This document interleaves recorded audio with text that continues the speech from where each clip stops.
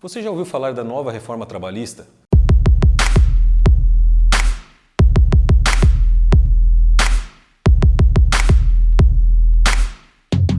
Doutor Ian, muito tem se falado agora na nova reforma trabalhista, que com a medida provisória 905 de 2019. E dentre elas, acredito que um tema importantíssimo é o da carteira verde e amarelo, onde acredita-se que vai gerar muitos empregos no nosso país. O que o doutor acha sobre essa questão? Perfeito, doutor Gustavo. Eu concordo plenamente, acho que é uma modalidade nova que está sendo implementada com a reforma trabalhista, a nova reforma trabalhista, e de fato acredito que vai gerar muitos novos empregos até o período de vigência dela, que vai expirar em 2022, uma vez que o incentivo de redução de gastos para o empregador é muito grande. Eu citaria como primeiro exemplo a redução do recolhimento de fundo de garantia. Hoje, um empregado normal, entre aspas, tem que ter recolhido na folha de pagamento 8% para fundo de garantia. O empregado verde e amarelo vai cair para 2%. Além disso, o empregador ficará isento de recolher a taxa previdenciária patronal, que hoje todos sabem é de 20% sobre a folha de pagamento. Já é uma desoneração muito grande, Além disso, podemos acrescentar a redução da multa por rescisão sem justa causa do empregado pela metade, ou seja, de 40%, que é o habitual, vai cair para apenas 20%. Além disso, não haverá os 10% devido para a União. Só aí já nós percebemos quão benéfica é a lei para o empregador. E o empregado, por outro lado, não vai ter nada de demérito nem redução de direitos, correto? Eu citaria apenas algumas restrições que a lei impõe para a contratação nessa modalidade, que seria empregados que vão ganhar no máximo 1,5 salário, vigente à época da contratação, ou seja, se ele ganhar mais que isso, ele não poderá ser um empregado verde e amarelo. E também as empresas poderão contratar o máximo de 20% dos seus empregados nessa nova modalidade. Só citando como exemplo, uma empresa de 20 funcionários poderá contratar o máximo de 4 empregados verde e amarelo, certo? A duração máxima desse contrato, como o doutor já sabe, é de no máximo 2 anos. Passado esse período, passa-se a ser uma contratação normal. Enfim, essas e outras novidades vão ser implementadas com a reforma, Passará a vigir a partir do mês de janeiro de 2020, então as empresas até têm um tempo para se adequarem às novas regras, Dentre as quais, doutor, com certeza existem outras muito interessantes e benéficas de interesse geral também. Doutor, gostaria de citar mais uma? Um dos pontos que eu acho muito importante da medida provisória é o armazenamento eletrônico, que no nosso meio tecnológico as empresas poderão armazenar os arquivos dos empregados em meios eletrônicos, óticos ou equivalentes. Mas nesse caso, a proteção do empregado fica maior, fica mais respaldado, ainda mais com a inclusão também das normas de segurança e saúde do empregado, Perfeito. E é uma nova tendência, na verdade, para quase todo tipo de documento, doutor? Hoje em dia, nós temos o E-Social, o ECAC, o ESAG, enfim, a advocacia está arrumando, assim como o próprio direito, para uma advocacia, para uma legislação toda incluída no meio digital, E a carteira de trabalho, que é um dos documentos mais importantes que a pessoa pode ter, não poderia ser diferente, E parece, inclusive, doutor, que houve uma diferença. Agora o empregador terá um prazo de 5 dias, para fazer o registro e armazenar eletronicamente, e não só 2, como era na carteira física, Ou seja, até tem um prazo maior para a empresa adequar às novas normas, Exatamente, ainda mais relação da multa, Porque a multa vinha pela precisão das 48 horas de registro do empregado. Com esse meio tecnológico, com certeza vai ajudar muito aí essa parte, Outro tema que eu gostaria de puxar, doutor Gustavo, é a regularização dos trabalhos aos aos domingos e feriados.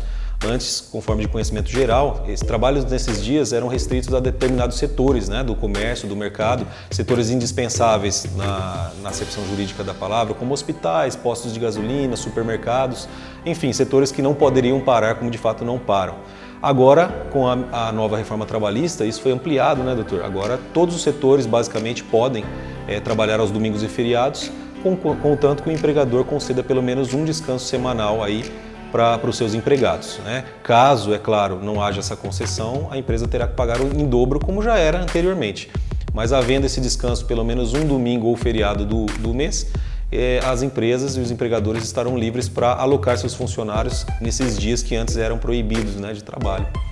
Doutor, com certeza há outros temas aí que você pode falar. Um outro ponto que eu acho muito relevante é a presunção da relação de emprego, que não existia na CLT e ela foi implementada agora, Que no caso, se o fiscal do trabalho vê que o empregado ele não está registrado dentro de uma empresa, essa relação ela vai ter um vínculo de 3 meses no mínimo, Caso não há indícios que o empregado entrou em uma data certa, no caso. Acho muito importante isso também, que respalda aí o empregado de estar com o seu registro em dia e tudo mais. E também, de certa forma, exige que a empresa esteja regular, né? Evite fraudes de contratação sem registro em carteira. Com certeza isso é um resguardo que a medida provisória tem trazido, sim, doutor. Ainda voltando à questão de jornada de trabalho, né? Eu citei os trabalhos aos domingos e feriados. Também outro que eu acho muito importante também dentro do escopo da medida nova é a jornada do bancário. O bancário, até então, ele ficava restrito a trabalhar de segunda a sexta, como é de conhecimento de todo mundo, certo? Agora não, agora a lei permite que ele trabalhe inclusive aos sábados, ou seja, teremos expedientes bancários aos sábados. É uma alternativa bem interessante aí trazida com a nova reforma trabalhista, né? Além disso, antes havia dúvidas qual era a jornada de trabalho do bancário, né? Se era 6, se era 8 horas. Hoje, doutor, nós temos a certeza de que a jornada do bancário é de 8 horas, exceto para os caixas, né? Os caixas continuam com a jornada de 6 horas. Então, assim, são duas novidades exclusivas agora do bancário, que eu acredito que vai repercutir aí geral no país com a reforma trabalhista. Do doutor falando sobre bancários, é importante salientar sobre a compensação da gratificação de função, que antes da medida provisória, caso o bancário ingressasse com uma ação, né, pedindo a quebra, né, do cargo de confiança, e ele recebesse por esse cargo de confiança a gratificação, isso não era compensado nas horas extras e nos reflexos, né? E agora, com a medida provisória, não. Se o empregado, pelo cargo de confiança, tivesse essa quebra, né? Isso daí já dá um ensejo da gratificação de função compensar essas horas extras e os reflexos. Isso também é muito importante, né? Com essa medida provisória, está ressaltando, né? Sem dúvida é uma medida que vai beneficiar agora as instituições bancárias, né? Os bancários, acredito, não vão ficar muito contentes com essa modificação, uma vez que eles vão deixar de ganhar as horas extras, né, doutor? Enfim, são mudanças que muitas vezes beneficiam um lado, o outro, isso faz parte da própria legislação, né? Outro tema bastante controvertido, até eu diria, além de importante, é claro, doutor está ciente, seria a tributação do seguro-desemprego, né, doutor? Anteriormente, todos sabem, quando o empregado era demitido e dava acesso ao seguro-desemprego, ele recebia aquele provimento dele devido pelo Estado, porém não havia tributação. Agora não, agora haverá uma tributação, né, no importe de 7,5%. E muitos têm visto isso com maus olhos, né? Porque vai haver uma redução do valor do seguro-desemprego e isso, em tese, não é benéfico para o empregado. Existe uma explicação, né, que nós conseguimos enxergar diretamente do texto de lei. Essa tributação do seguro-desemprego vai servir justamente para custear a redução dos gastos que vai se ter com a contratação verde-amarelo. E por outro lado, para minimizar o prejuízo do empregado, esse período de seguro-desemprego, doutor, vai contar agora para fins de aposentadoria, coisa que não era antes. Então, por um lado, a legislação tirou, por outro lado, ela concede, como, né, sempre. Perfeito. Doutor, traz algum outro tema aí, porque são tantos, né? Um tema muito importante que é bom a gente mencionar também é a jornada do jornalista profissional, que antes da medida provisória era de 5 horas diárias, né? E também com a medida provisória continua essas mesmas 5 horas diárias, né? O que acontece é que antes da medida provisória, se porventura esse jornalista profissional ele precisasse estender a jornada de trabalho para 7 horas, né? Ele precisaria de uma autorização dos órgãos fiscalizadores, né? Demonstrando o motivo de força maior para estar nessa jornada a mais. O que acontece com a medida provisória, esse horário ele não precisa mais ser pedido, né? Ele pode estender a sua jornada de trabalho por força maior ainda, porém não mais precisa da permissão dos órgãos fiscalizadores. Uma desburocratização, vamos dizer assim, né, doutor? A gente pode ver que a evolução da lei é justamente dar mais autonomia para as partes, né? Empregado, empregador, sem precisar sempre de uma chancela do poder estatal, né? Isso eu também vejo com muito bons olhos. Doutor, eu gostaria também de citar aqui algo que com certeza vai beneficiar o país como um todo, empresas e empregadores, né? E também, claro, empregados. É a redução dos juros e da correção monetária de débitos trabalhistas. Hoje, nós até podemos pegar o próprio governo como o maior devedor trabalhista do país. É claro que muitas empresas, infelizmente, sofrem, né, com essas dívidas. Nós sabemos que empresas chegam a falir, né, quebrar literalmente com débitos trabalhistas. Talvez haja um fôlego trazido com essa reforma trabalhista aí que nós estamos tratando. Por quê, doutor? O doutor sabe, né, que em relação a juros, por exemplo, havia sendo aplicado o percentual de 1% ao mês. Isso, no decorrer do ano, poderia chegar a um percentual de 16% até, dependendo do caso, né? O que aumentaria drasticamente o valor de um débito mais antigo.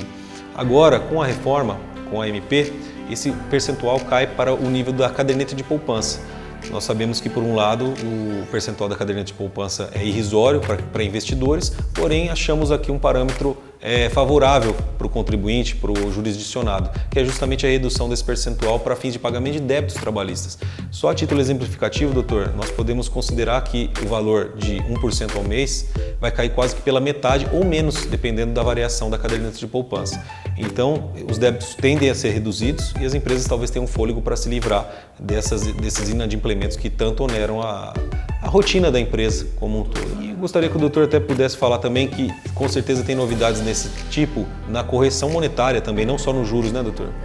O que acontece? Nesse aspecto, como o doutor bem sabe também, essa parte da correção monetária dos débitos trabalhistas, eles seguiam, né, em ações, principalmente ditas aí, ela seguia a taxa de índice do TR, né, que a taxa referencial aí. Porém, essa taxa, desde 2017, ela vinha zerada, né? Então, se você ingressasse com uma ação, ela não sofreria nenhum tipo de... Exatamente, não teria nenhum tipo de variação. O que acontece agora é que eles estão indo pela taxa do IPCA, que é o índice da inflação. Ou seja, aumenta ou diminui, mas segue a uma porcentagem. Doutor, citaria mais um tema, que é o pagamento de prêmios, né? Muitas empresas, isso infelizmente é uma rotina no país, né, como um todo, pagam prêmios, só que prêmios habitualmente, e isso acaba gerando uma fraude literalmente, né? Por quê? Porque paga-se um valor extra folha como se fosse uma premiação, mas no fundo nós sabemos que não é uma premiação, é um salário por fora, né? A lei agora nesse sentido trouxe uma rigidez um pouco maior, né, doutor? Agora ela restringe a 4 pagamentos de prêmio, né, ao ano ou um prêmio por trimestre. Isso baliza, na verdade, esses pagamentos por fora, digamos assim, e obriga a empresa a classificar exatamente o que são prêmios e o que é salário, né? Então eu vejo também isso com bons olhos, tanto para o empregado, que eventualmente tiver um desempenho extraordinário, fora do comum, vai receber um prêmio, né? Não vai ter tributação sobre esse prêmio pela própria natureza, né, da verba, que é indenizatória, e ao mesmo tempo coíbe as empresas de cometerem fraudes aí e evitar prejuízo para o empregado, né? Também vejo isso com muito bons olhos, doutor. É mais uma vez a medida provisória vindo aí para dar mais segurança, tanto para o trabalhador quanto para o empregador, né? Muito importante. Um tema também que é de supra relevância, eu acredito que seja sobre o Vale Alimentação, né? O auxílio alimentação aí dado pelas empresas, que se ele fosse pago em espécie, em dinheiro, né, ele deveria recair sobre o salário do empregado, né? Teria sua natureza salarial, ou seja, tem aí seus reflexos, né, em 13º, férias e tudo mais. O que acontece com a medida provisória é que ele tirou essa natureza salarial, né, que ele vem a entender que essa natureza ela é indenizatória. Mesmo se ela for paga em dinheiro, doutor? Mesmo se ela for paga em dinheiro, que agora é totalmente indenizatória. Eles entendem que isso não incorpora ao salário, né? Tanto em espécie quanto em cartões e tudo mais que as empresas oferecem, né, doutor? Bom, para finalizar a minha parte, doutor, eu citaria também um outro tema que é rotineiro, eu diria assim, nas empresas, né? O acidente de trabalho, especificamente o acidente de trabalho de trajeto, né? Todos sabem que se uma pessoa estivesse se deslocando até o serviço ou saindo do serviço indo até em casa e sofresse um acidente na rua, onde quer que seja, seria considerado um acidente de trabalho para todos os efeitos, recebimento de auxílio acidente pela Previdência e afastamentos, né, estabilidade no serviço. Hoje a medida provisória veio e aí eu já entendo, doutor, como algo protetivo para o empregador. Ele extirpou essa modalidade de acidente de trabalho. É interessante isso, né? Vai repercutir, eu acredito que vai ser ação de objeto de ação de inconstitucionalidade, né? Porque com certeza isso tolhe um direito do empregado e de tal forma vai ser objeto de discussões, eu tenho absoluta certeza, né, doutor? Mas de qualquer modo, a novidade é essa, ela tira a natureza de acidente de trabalho do acidente de trajeto. Então, uma pessoa que se acidentar indo para trabalhar ou voltando do trabalho, infelizmente não vai mais ser agraciado com o auxílio acidente, a estabilidade no trabalho. Então, enfim, é um tema bastante controvertido que a gente vai ouvir falar muito, com certeza. Isso foi uma grande mudança aí, trazida pela medida provisória, né? E um tema que é importante também para finalizar a minha parte, que é sobre, o doutor estava mencionando sobre o acidente de trajeto, eu venho falar um pouco do auxílio acidente, né? Que antes ele era correspondido por 50% sobre o salário do auxílio, né? Que era o encargo que as empresas tinham. Agora, isso daí vai ser pela metade do valor, mas calculado pelo auxílio, ele é calculado através da aposentadoria por invalidez. Tem esse cálculo, né, do que seria a aposentadoria que ele teria por invalidez, e a empresa arcaria com metade, né? Não mais por 50% sobre o auxílio acidente, mas agora sim por 50% do que seria a aposentadoria por invalidez, né? E esse benefício ele vem a ser assegurado, né, pelo acidentado até a véspera do seu retorno ao trabalho, né? Ou até mesmo pelo óbito. É assegurado esse benefício, né, do auxílio acidente aí pelo... Sem dúvida é uma novidade interessante também. Ô, doutor, então acredito que dentre as principais mudanças nós tenhamos exaurido aí, né, as principais. Existem outras de cunho mais técnico, mas dá para se ter um norte do que vai vir aí, principalmente no próximo ano. Algumas dessas implementações não estão em vigência, muito embora a medida provisória como um todo já esteja, né? Mas eu acredito que o cenário trabalhista vai ser bastante reformulado e eu vejo a melhor com essas novidades aí implementadas pela medida, né? Com toda certeza, tende a melhorar. A ideia é melhorar e buscar sempre. E aquilo que não for, logicamente, nós como profissionais da área, buscar aí o melhor para o direito, tanto para os trabalhadores quanto para os empregadores. Com certeza, doutor. Né? É isso aí. Parabéns. Parabéns.